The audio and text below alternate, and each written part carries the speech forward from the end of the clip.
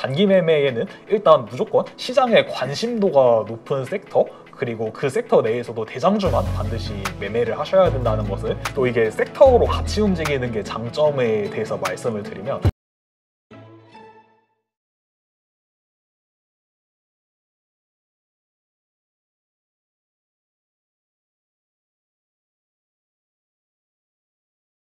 자, 안녕하세요. 815 가족 여러분. 가끔 우리가 학교 다닐 때 또는 가을에 수학능력 시험을 보고 나면 그 반에서 학교에서 또는 전국에서 1등한 상위권의 학생들한테 인터뷰를 하죠. 공부가 제일 쉬웠으라는 그런 답을 많이 들어본 것 같습니다. 주식 투자하면서 아마 우리도 이런 말을 내 입에서 하고 싶을 때가 있을 것 같고, 저도 주식 경력이 좀 오래되지만 사실 주식이 제일 쉬웠던 적은 한 번도 없는 것 같습니다. 오늘은 또 당연히 어렵겠지만은 자신만의 노하우를 가지고 주식 투자에서 살아남고 앞으로도 영원히 살아남을 아주 유명하신 작가님을 모시고, 과연 지금 8월 접어들어서 정시나 하우장을 볼 때 어떻게 대응하는 게 좋고 기본적인 마인드와 기본적인 스킬에 대한 아주 중요한 인사이트를 함께 하도록 하겠습니다. 자, 오늘 함께 하실 분은 대왕개미 홍인기 작가님이십니다. 자, 안녕하세요. 안녕하세요. 저는 처음 뵙습니다. 네, 처음 뵙고 간단하게 좀 한번 제가 815에 출연한 적이 있다고 알고는 있는데 조금 시간이 지났다고 해요. 잠깐이나마 자기소개 부탁드리겠습니다. 네, 안녕하세요. 저는 대왕개미 홍인기라는 제 주식 유튜브 채널도 운영하고 있고, 단기 매매를 또 전업 투자자로 하고 있는 홍인기라고 합니다. 반갑습니다. 바로 이제 본론으로 좀 들어가면서 아마 같이 이야기를 하다 보면 우리 또 홍 작가님의 이제 매매 노하우나 철학이나 스킬이 좀 자연스럽게 묻어날 것 같아요. 그래서 최근에 이제 그 시장이 뭐 많이 올라왔지 않습니까? 그쵸. 올해 좀 많이 시장이 올라왔습니다. 또 많이 올라와도 투자가분들이 또 뭐 여러 가지 이슈로 좀 흔들리다 보니까 고민도 많으실 것 같은데, 지금 뭐 하반기 장을 어떻게 보시는지. 이게 6월 달까지는 시장이 되게 좋았어요. 그래서 지금 현재 코스피 지수 이렇게 띄워져 있는데, 보통 대선 전부터 해서 좀 지수가 계속 올라오고 나서 이전에 좀 신고가를 찍었던 가격이 2021년도에 3,316포인트인데 최근에 거의 좀 신고가까지 근접한 수준까지 좀 코스피 지수가 올라왔습니다. 그래서 지금 정부 정책이 뭐 코스피 5,000 보낸다 이래가지고 좀 코스피 지수 위주로 좀 강세를 보이고 있는 중이고, 그런데 좀 코스닥 지수는 상대적으로 좀 약세를 보이고 있습니다. 그래서 뭐 최근 시장 분위기를 살펴보면 그래도 좀 코스피 코스닥 중에는 코스피 대형주 위주의 장세라고 볼 수 있고, 최근에 좀 지수 상태는 꽤 괜찮았는데, 그런데 6월까지만 해도 시장이 정말 굉장히 좋다고 볼 수 있었습니다. 그런데 7월 달부터는 지수는 좀 소폭 상승하긴 했는데 이게 좀 뚜렷한 테마를 이루고 많은 종목들이 상승하는 게 아니라 좀 일부 개별 종목들 위주로 상승하기도 했고, 그리고 또 지난주에는 또 관세 협상 이슈 발표되고 나서 좀 차익 실현 매물도 나오고, 그리고 또 대주주 양도세나 또 거래세 인상 같은 이런 좀 세제 개편안 관련해서 좀 리스크도 부각되면서 좀 최근에는 좀 강하게 한번 조정이 나왔습니다. 그래서 지수를 보시면 저는 코스피 지수의 보통 21선이랑 또 이렇게 거래 대금을 많이 보는데, 이게 올해 4월 중반부터 보시면 이게 노란색이 21선입니다. 그래서 21선 위에서 이렇게 계속 움직이고 있어서 저는 지수가 좀 21선 위에 있을 때는 좀 적극적으로 매매를 하는 편입니다. 그런데 지난주 금요일에 이렇게 한번 21선을 이렇게 지수가 이탈하면서 저는 단기 매매를 하기 때문에 당분간은 좀 매매 비중도 줄이고 좀 보수적으로 접근하려고 생각하고 있습니다. 지금 여쭤보니까 이제 결국 추세 매매를 하신다는 말씀이시죠? 네, 저는 좀 보통 데이 트레이딩 위주로 매매를 많이 하는데, 저는 좀 시장이 좋을 때는 좀 비중도 많이 실고 좀 보다 적극적으로 매매를 하는 편이고, 그게 말씀드렸던 것처럼 21선 위에 있고 좀 시장 거래 대금이 많이 터질 때 그렇게 적극적으로 매매하는 편이고, 좀 지수가 21선 아래에 있고 좀 하락 추세에 있을 때는 좀 보수적으로 매매를 하는 편입니다. 결정적으로 이제 저게 지금 보는 화면에 이제 우리나라 코스피 지수고, 지수도 있을 수 있고 업종 지수도 있을 수 있고 또 대표적인 종목들 같은 경우도 기왕이면 21선 위에 있을 때는 조금 긍정적으로 하고 뭐 어떤 이슈든지 간에 그 밑으로 이탈하게 되면은 네. 일단 보수적으로 본다. 네네. 그래서 이게 21선 아래에 있을 때에는 아무래도 사람들이 예전에 좀 비싸게 써서 손실 보고 있는 사람들도 많은 상황이라서 좀 심리 상태가 들고 있는 사람들이 별로 좋지 않습니다. 그리고 또 올라가려고 하면 이제 또 본전에 탈출하려고 하는 사람도 많기 때문에 좀 상승하기 쉽지 않은 경우가 많아서 저는 보통 이렇게 상승 추세, 특히 좀 정배열에 있는 종목들 위주로 매매를 하고 있습니다. 제가 좀 기술적인 질문인데 뭐 워낙 좀 저도 궁금한 게 많아서 좀 네. 짓궂게 많이 여쭤보겠습니다. 근데 지금 저게 이제 종합 주가 지수잖아요. 네. 찍혔는데 장중에 보면 일시적으로 21선을 이탈할 수도 있잖아요. 네. 그런 그렇습니다. 과정이 만약에 오전에 생길 수도 있고 오후에 생길 수도 있는데 네. 뭐 오전에 생긴다면 뭐 아무래도 냉정하게 대응을 하시겠지만은 네. 뭐 장 마감 한 30분 전에 생겼을 경우에는 네. 정리하고 가시는지.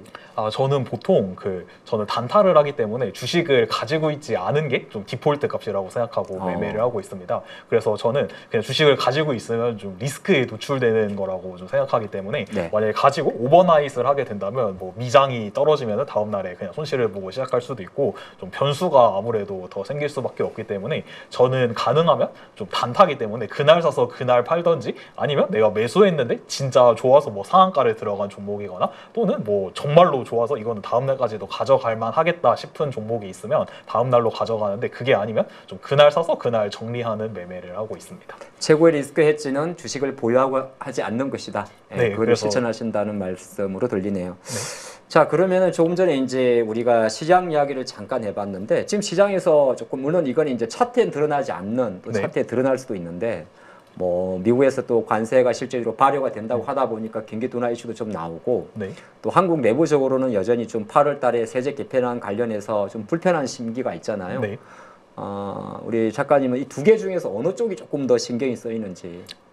저는 뭐 세제 개편안 같은 경우는 좀 이게 뭐 단기적으로 끝나지 않을까 생각은 하고 있고 좀 관세 같은 경우는 좀 이게 이번에 목요일에 관세 발표 나고 나서 저는 좀 그때 상승하는 주도 테마가 어떤 건지 좀 많이 체크를 하거든요. 그래서 그건 좀 시장에 큰 변화가 있을 수 있는 요소이기 때문에 그런데 그 관세 그 협상 발표 이후로 조선 테마가 되게 크게 상승했습니다. 네. 그래서 특히 그 중에서도 하나오션이라는 종목이 그날 급등을 했습니다. 그래서 하나오션 좀 일봉 차트를 보면 이날 7월 13일 목요일 이날 장 시작하기 전에 좀 관세 협상 발표 뉴스가 나오고 또 1,500억 달러 조선업 펀드 이야기가 네. 나오면서 이날 좀 하나오션이 급등하기 시작했습니다. 그래서 제가 좀 이날에 하나오션을 좀 집중적으로 공략을 했었습니다. 그래서 제가 하는 매매는 좀 어떤 종목이나 또는 테마가 뭐 앞으로 많이 오를 것이다 이렇게 생각해서 매매하기보단 그날 좀 시장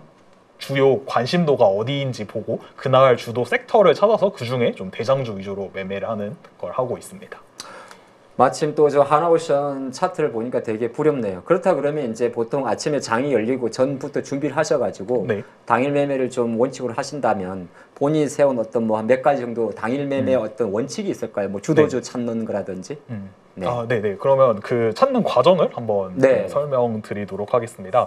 그래서 그냥 오늘 걸로 한번 설명을 드리면 저는 화면 번호 0186번을 보시면 이렇게 키움증권 영문을 보여주시는 거죠? 네, 여기 보시면 거래대금 상위라는 화면이 있습니다.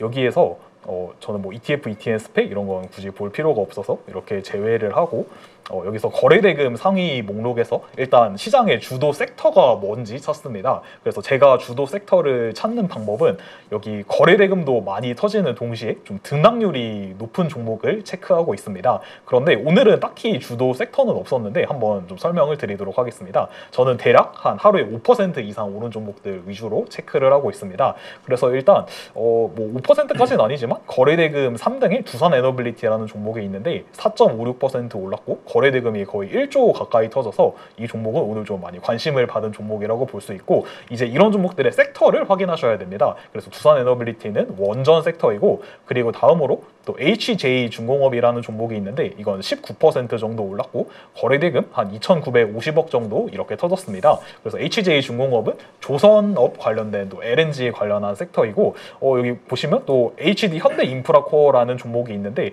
이거는 좀 분할 좀 합병 이슈 뭐 이런 거 관련해서 좀 단기적으로 좀 상승했습니다. 그래서 오늘 좀 거래대금 많이 터지고 많이 오른 종목들 보면은 특정한 섹터로 수급이 쏠리지 않았습니다. 그런데 저는 이렇게 특정 섹터로 수급이 집중되는 날이 아니면 잘 매매를 하지 않고 어떤 날은 보시면 거래대금 상위를 봤을 때 뭐 다 조선 테마만 있다든지 또 6월 달에는 뭐 스테이블 코인 테마라든지 또 AI 관련 테마만 있다든지 이런 날들이 있습니다. 그래서 저는 그런 날에만 좀 집중적으로 매매를 하고 있습니다. 그런데 아까 제가 하나오션 좀 말씀드렸었는데 그 지난주 목요일에 좀 조선 테마가 강해서 그날에 좀 거래대금 상위 화면을 제가 한번 보여드리고 설명드리도록 하겠습니다.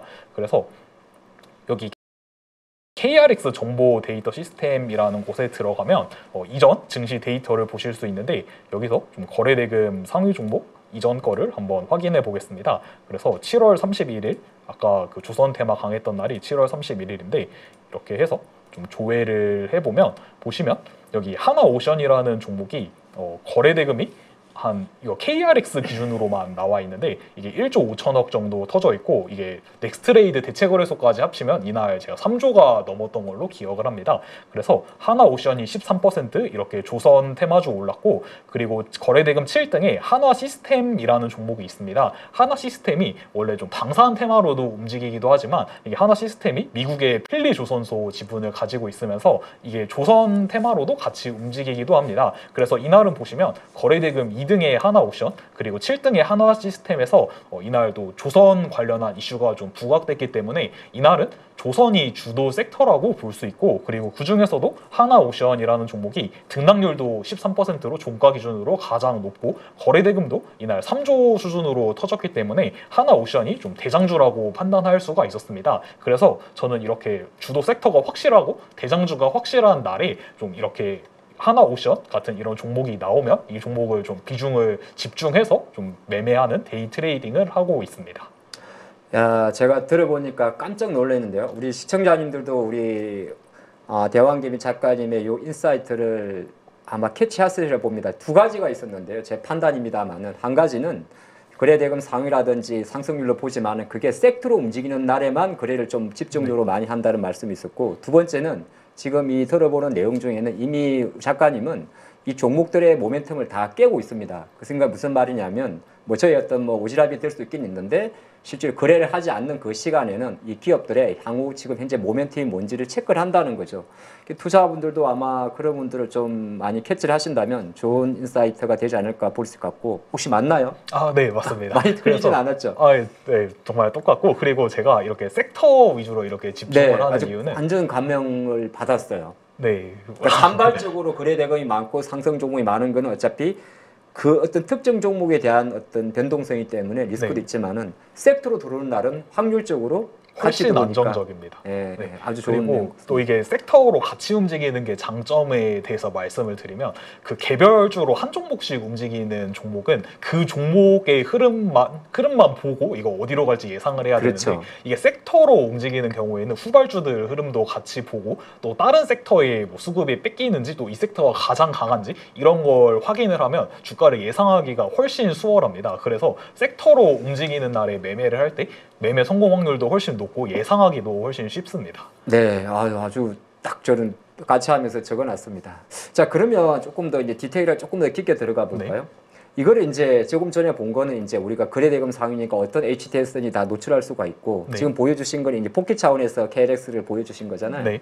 그럼 HTS의 어떤 그 뭐 전략을 하는 노하우가 있을까요? 제가 7월 31일에 하나오션이라는 종목을 매매했는데 제가 매매 타점을 이렇게 가져왔습니다. 그런데 보시면 이거 되게 매수 매도를 많이 해서 정말 복잡해 보인다고 생각하실 수 있는데 사실상 여기서 좀 중요한 타점은 크게 한 4가지 정도고 나머지 타점은 그냥 비중을 조금 늘렸다가 줄였다 이 정도 한 타점이라고 볼 수 있습니다. 그래서 제가 이거 좀 타점에 대해서 한번 간단히 설명을 드려보도록 하겠습니다.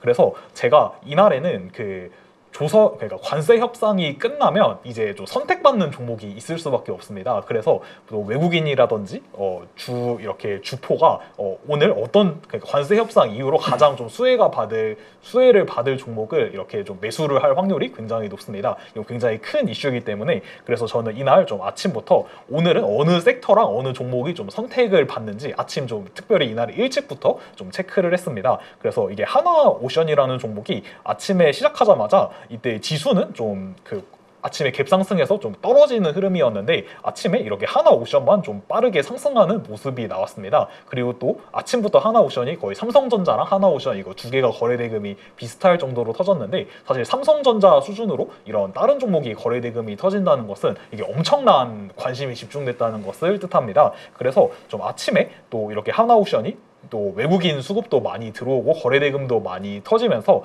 이게 오늘 좀 선택받은 이게 하나오션이 오늘 좀 선택받은 종목이라고 해서 생각해서 여기 처음에 좀 매수를 하기 시작했습니다. 그래서 이거 오늘 하나오션이 가겠다고 생각해서 매수를 했는데 그 이후에 좀 변수가 좀 생겼습니다. 제가 아까 주도 섹터의 대장주만 매매한다고 말씀드렸는데 이제 다음 페이지로 넘어가 보면 여기서 하나시스템이라는 종목이 한 9시 30분부터 이렇게 급등하기 시작합니다. 그런데 다시 이제 하나오션 차트로 돌아와 보면 하나오션은 좀 9시 30분 이후로 좀 약간 지지부진한 흐름을 보이는 것을 보실 수 있습니다. 그래서 이 순간에 좀 대장주가 하나 시스템으로 좀 바뀌었다는 판단이 들었습니다. 그래서 전 항상 주도 섹터의 대장주만 매매를 하기 때문에 여기에 좀 하나오션을 아까 샀던 것을 그냥 다 팔고 다시 하나 시스템을 매수했습니다. 그래서 여기 하나 시스템을 제가 매수를 했는데 그런데 매수를 하고 나서 다시 좀 예상과 다르게 방향이 바뀝니다. 보시면 하나 시스템은 10시 이후로 서서히 이렇게 좀 올라가는 모습을 보이는데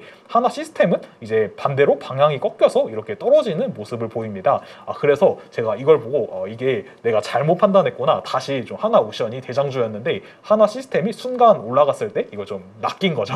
그래서 이걸 잘못 샀다는 판단을 해서 하나 시스템 샀던 것을 여기서 전량 그냥 산 다음에 10분 정도 후에 손절을 하고 다시 아까 하나오션 팔았던 것을 전부 다 사고 좀 이때는 더 확신도 있어서 이때 좀 시간이 지나다 보면 좀 외국인 매매가 어떻게 흘러가는지 장 초반에는 좀 방향이 없기 때문에 알기는 어려운데 이제 1시간 정도 지난 시간이라서 외국인 방향성도 좀 확실히 파악할 수 있습니다. 그래서 이때 특히 외국인이 좀 프로그램 매매를 통해서 많이 매매를 하는데 좀 프로그램이 하나오션이라는 종목을 굉장히 많이 매수하고 있기도 하고 또다시 상승률이 좀 하나오션이 좀 가장 높게 나타나서 여기서 하나오션을 좀 비중을 실어서 매수했습니다. 그래서 좀 하나오션이 이제 좀 최종적으로 이날 조선 섹터가 대장 섹터이고 또 그중에서 대장주인 게 결정이 되니까 이렇게 시세가 막 나오기 시작합니다. 그래서 사람들은 항상 단타하는 사람들은 특히 주도 섹터의 대장 위주로 다들 매매하려고 하기 때문에 모두 이렇게 하나오션으로 몰리면서 이렇게 한 1시간 조금 넘는 시간 동안 좀 급등이 이렇게 나옵니다.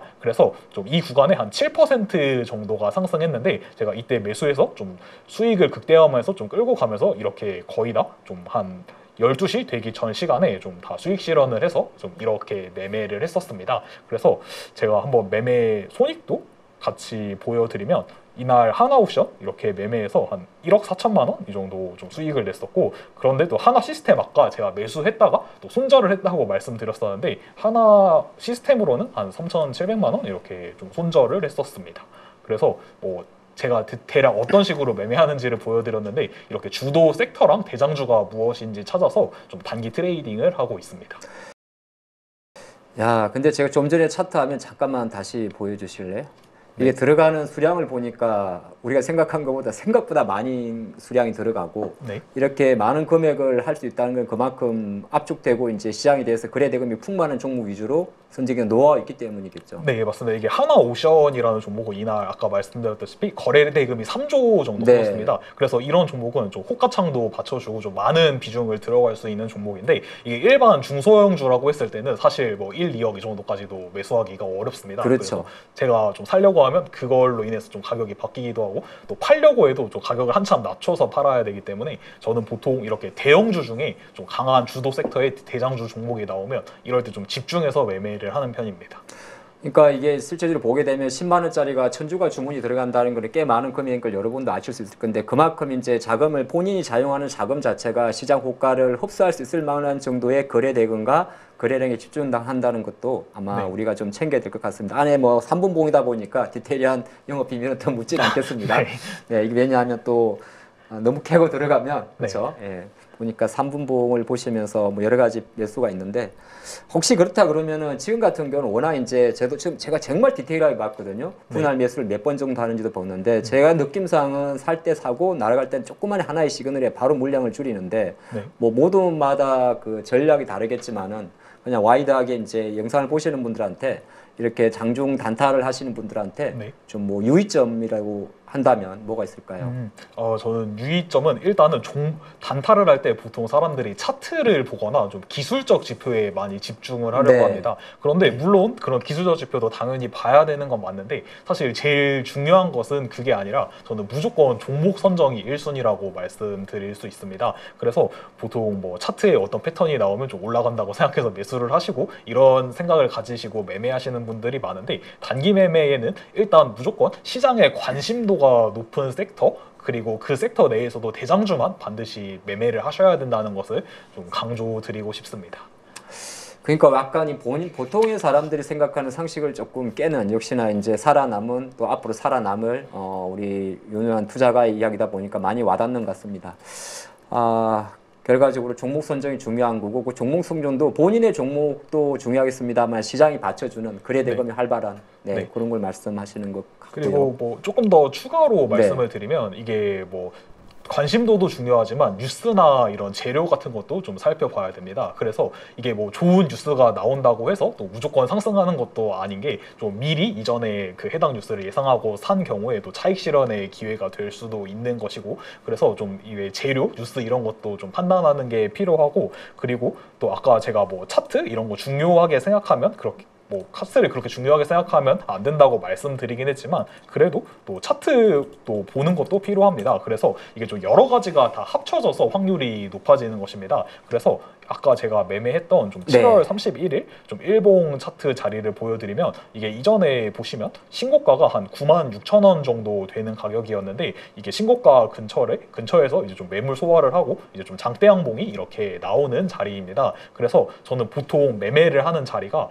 그 일봉을 봤을 때 신고가에 좀 가까워지는 위치에 있는 일봉이거나 또는 신고가를 완전히 돌파해서 좀 상승하고 있는 일봉 자리를 좀 선호해서 매매를 합니다. 그런데 반대로 이게 좀 신고가까지의 거리가 너무 먼 경우가 있습니다. 예를 들어 뭐 여기 신고가가 96,000원인데 이게 주가가 막 떨어져 있어서 한 6만 원 수준에 있다고 하면은 이게 고가까지의 거리가 멀면 사람들이 좀 목표로 할 만한 가격이 좀 부족합니다. 그래서 좀 매수세가 좀 적게 들어오는 이런 경우가 있고 또 이전에 물려있던 사람도 많아서 좀 올라가려고 하면 매도세도 강해서 좀 윗꼬리를 달 때도 많습니다. 그래서 저는 일봉 자리도 이렇게 신고가 가까이 있는 거나 또는 신고가 뚫고 좀 계속 상승하고 있는 추세에 있는 것을 좀 매매하는 편입니다. 예, 매물대가 최대한 없는 종목, 그러니까 쉽게 말해서 내가 매수의 힘 자체가 여전히 용기될 수가 있고 거래대금 전가에서 나오는 것처럼 재료가 강력했을 때 프로그램 매수까지 유발할 수 있는 아주 좋은 것 같습니다. 사실 이제 일반 투자분들이 박스권 상단 돌파 매매가 잘 되지는 않거든요. 근데 그게 이제 아무래도 본인의 리스크 관리 차원에서 관리를 하시면서 트레이딩을 하니까 좀 가능할 것 같은데 참조하시면 좋을 것 같고요. 근데 오늘 단타 이야기만 하다 보니까 혹시 아까 지금 제가 쭉 한번 같이 이야기를 들어보니까 종목이나 섹터에 대해서 상당히 조예가 깊으시고 많이 공부하시고 노력하시는 게 많이 보이시거든요.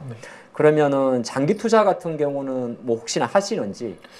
저는 장기 투자를 물론 하고는 있긴 한데 사실 집중적으로는 많이 안 하고 있습니다. 제가 그 이유는 좀 단타에 더 집중을 하기 위해서 제가 주식을 시작한 게 제가 중학교 2학년 때 처음으로 시작했는데 한 뭐 처음 시작한 지부터는 한 15년 정도가 됐습니다. 그런데 제가 처음에는 장기 투자만 좀 옳은 방법인 줄이라고 생각하고 장기 투자만 계속 해왔습니다. 그런데 제가 오랫동안 좀 주식 매매 경험을 해보니까 이게 뭐 꼭 장기 투자가 답이다, 단타가 답이다 이거는 저는 정해져 있진 않다고 생각되는데 저한테는 좀 스타일상 단타가 더 맞다고 생각했습니다. 그래서 제가 한 뭐 2020년 정도부터는 거의 단기 매매 위주로 하고 있고 그냥 장기 투자는 그냥 보통 지수 추종 ETF 같은 것들 위주로 좀 그냥 병행하면서 하는 정도이고 거의 단기 매매에 좀 집중해서 하고 있습니다. 그러니까 뭐 본인의 스타일에 맞는 투자가 제일 맞는 거고, 근데 말씀하신 속에도 또 좋은 인사이트가 함께 하는 것 같아요. 실제적으로 내가 적극적으로 맞는 것에 많은 비중을 두고 또 그 적극적으로 맞는 종목을 찾기 위해서 시장의 흐름 자체나 섹터 흐름을 하기 때문에 뭐 간접 투자 관점에서 막 자산 레버리지를 하시면서 지수나 ETF에 투자하는 것도 또 좋은 방법이 될 것 같습니다.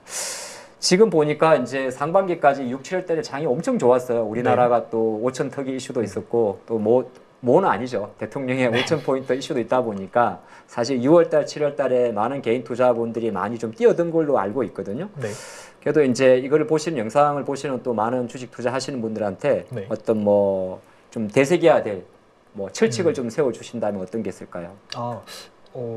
일단 뭐 주식 투자에는 사실 그냥 뭐 단타랑 장기 투자 다 떠나서 제가 좀 중요하다고 생각되는 것은 좀 자금 관리라고 항상 생각합니다. 항상 그 주식 매매를 할 때는 내가 감당 가능한 금액으로 매매를 해야지 이게 좀 이익을 볼 때도 또 수익을 극대화하는 게 가능하고 좀 손실이 났을 때도 또 손절을 잘해야 되는데 그럴 때 손절을 할 수 있습니다. 그런데 내가 좀 감당 가능하지 못한 이렇게 내 그릇을 넘어가는 금액으로 매매를 하면 이성적으로 절대 매매를 할 수가 없습니다. 그래서 만약에 내가 뭐 1,000만 원 정도는 그냥 예를 들어서 말씀드리면 1,000만 원으로 매매할 때는 내가 뭐 만약에 10%가 오르면 벌 때 100만 원, 10% 잃으면 100만 원 손실인데 뭐 이 정도는 내가 감당 가능한 금액이라고 되는 금액이면 이게 사야 될 때 잘 살 수 있고 팔아야 될 때 잘 팔 수 있습니다. 그런데 내가 만약에 금액을 10배로 늘려서 1억으로 매매를 한다면 그냥 단순히 사람들은 손익을 내가 10배로 매매를 하니까 수익이 나면 10배 더 많이 날 것이라고 생각을 하시는데 실상은 절대 그렇지 않습니다. 제가 좀 매매를 해보니까 금액이 내가 감당하지 못하는 금액을 매매를 하면 좀 올라갈 때도 좀 수익을 극대화해야 되는 상황에서도 수익이 많이 났다고 생각하니까 그냥 금방 팔아버리고 또 떨어질 때는 손절하지 못해서 이전에 적은 금액으로 매매를 했을 때 수익을 낼 수 있는 경우에도 좀 크게 하면은 손실을 볼 수밖에 없습니다. 그래서 저는 좀 이렇게 단기 매매를 할 때도 수익이 난다고 이게 매매하는 금액을 계속 높여가면서 매매를 하는 게 아니라 내가 감당 가능한 금액만 딱 계좌에 세팅해 두고 그걸 넘어가는 수익금은 그냥 다 인출을 해서 다른 안전자산에 좀 분배를 하면서 매매를 하고 있습니다. 그래서 좀 자금 관리 좀 가장 중요한 것 같다고 말씀드리고 싶습니다.